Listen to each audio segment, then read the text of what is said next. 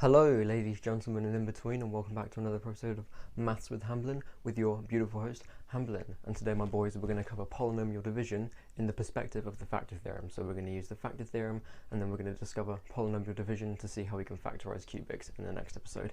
It's going to be pretty fun. Let's do it, my boys. Okay, so first I want to set up some motivation as to why we need to learn polynomial division. So to do that, I'm going to direct your attention to this cubic polynomial here, and I'm going to say, let's use the factor theorem here. What if we know that if we plug in, if we do f of 3, so we do 2 times 3 cubed minus 3 times 3 squared minus 8 times 3 minus 3 here. Lovely cubic polynomial, can I say? Let's say we know this evaluates to 0. So we know that f of 3, you get that 0, so that means 3 is a root of the polynomial, which by the factor theorem means that x minus 3 is a root. If you don't know that, watch my last video. Anyway, so now we know x minus 3 is a factor. So that's brilliant. So I want to do this now. Bear with me here.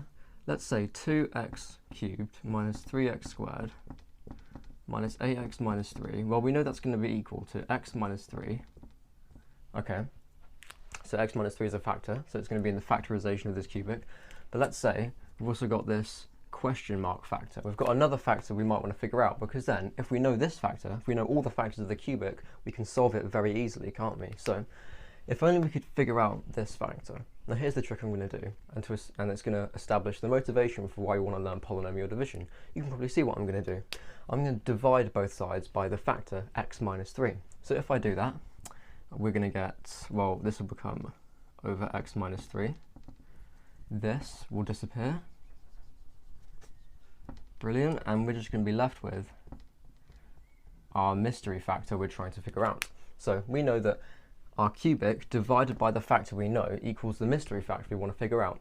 So if we can figure out a way to work out what this will be using some kind of systematic method that I'll show you in a minute, we can figure out the other mystery factor and hence solve for all the roots of the cubic, and then do some other stuff like cubic inequalities, which will become later. And you might wonder how we just knew that 3 was a root, and usually it's just by guessing and checking. When you do the exam questions, it will just tell you, show that this is a factor, and then you can plug in that, it equals 0. So that's how it works. Anyway, so now I'm going to show you the method for polynomial division. Let's go. Okay, so this is a great method of polynomial division, I think. I think it works intuitively with the normal idea of standard division with numbers, so I think it's good. And I'll show you how to do it now. So the first step is to write down your big cubic that you want to be in the numerator you want to divide. So we're going to write that down, 2x cubed. I'm going to give myself some space, 3x squared minus x minus 3.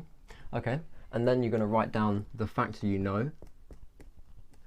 Okay, and then you're going to think, if I subtract something here, what coefficient do I need to eliminate this first term?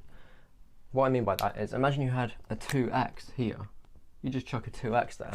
If you do this out, you get minus 2, or sorry, I meant 2x squared. I apologise. Sorry about that. So if you have a 2x squared here, if you expand this out, you get minus 2x cubed, and that will cancel with that. And then you get another straggler term on. And for each step, you want to look at this last term here and think, what coefficient do I need here to cancel it out when I expand? And we'll keep going with this and you'll get the idea. So if we do this, this will cancel with this, and we're going to be left over with a positive 6x squared. And if I add that to here, we're going to be left with 3x squared. So then we write down our next step. We write down our factor. Okay, and then we're going to think, what do we need to cancel with this 3x squared? Well, if we subtract 3x when we expand, we're going to get minus 3x squared, and we'll cancel. Okay, brilliant. So this will cancel with that, and then we're going to get a straggling positive 9x. So then we're going to get x minus 3. That is good, right? We're going to be left with x minus 3, and then we just need to think, okay, minus x minus 3. What factor do we need, or what number in front of this factor do we need to cancel this one here? We just need a 1, right? Because if we minus x, we'll cancel.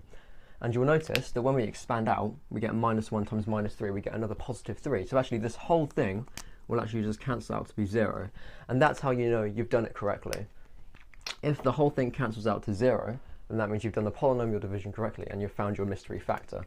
And the mystery factor is these terms here. What you do is you look and you flip the sign. You say, okay, our mystery factor is going to be 2x squared plus 3x plus 1. So that is our other factor along with x minus 3 that goes into this cubic. And to give you some intuition why, I'll just rub out here. I'll give you some intuition why that might be true. Where is my rubber? Okay, so let's just recall what we just did. We found that our new cubic function, we found one factor using the factor theorem, and we also used this crazy method I just showed you to get this beautiful factor right here. Now, to get some intuition as to why this continually subtracting thing off work, I'll recall you to normal numeric division. Now, say you want to do 20 divided by 4. I know, right? A-level maths is hard.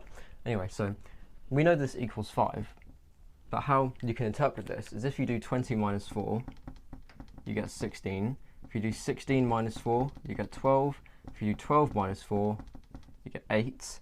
If you do 8 minus 4, you get 4, and then 4 minus 4 is 0. And you'll notice we did 5 steps to end up at 0, which is why 20 divided by 4 is 5.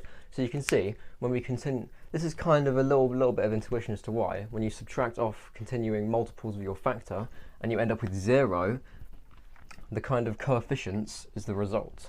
That's probably not amazing intuition, but I hope that kind of, it should make a little bit of sense, right? So let's go through one more example of polynomial division. Let's do it, boys. Okay, so my boys, this is kind of a typical exam question you might get. It's usually worth a lot of marks. So let's go through it right now. And it involves factor theorem and polynomial division, which is fantastic. So we've got p of x is this lovely little cubic polynomial here.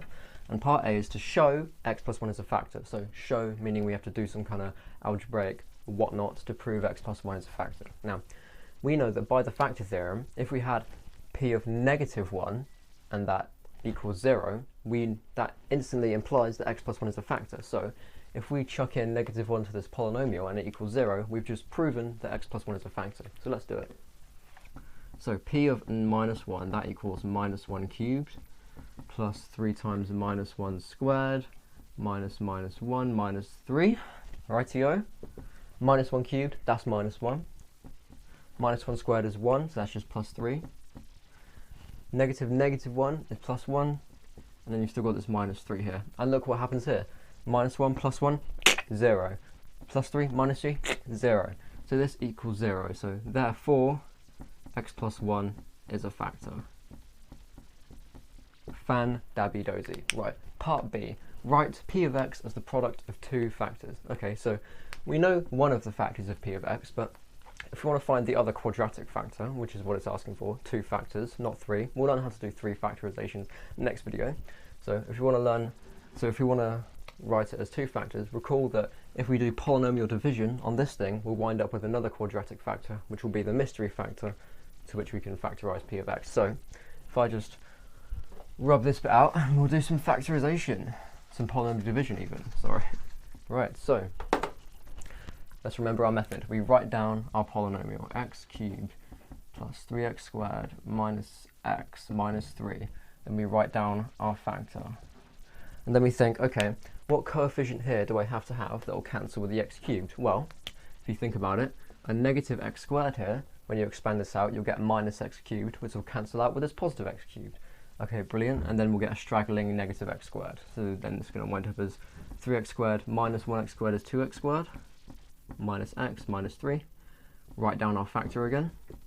Here we think, what coefficient here do we need to cancel with 2x squared? Well, minus 2x, exactly right. If we had a minus 2x here, we'd get minus 2x squared, which will cancel with this.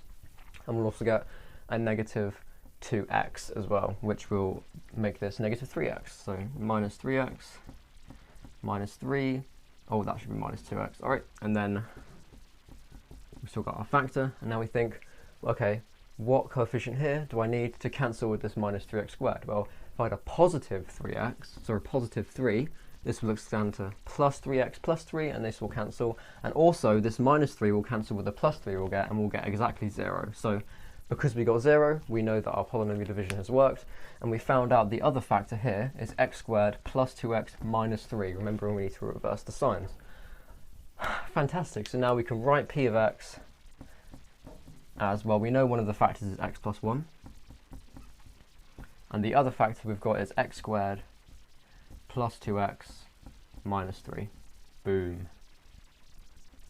there we go, my boys. That is the method of polynomial division. I'll leave you with a question to do after I say the outro. So that's pretty easy. That's our second delve into the whole just thing of cubics. It's really good. I can't wait to do inequalities and stuff and graphing them, but yeah.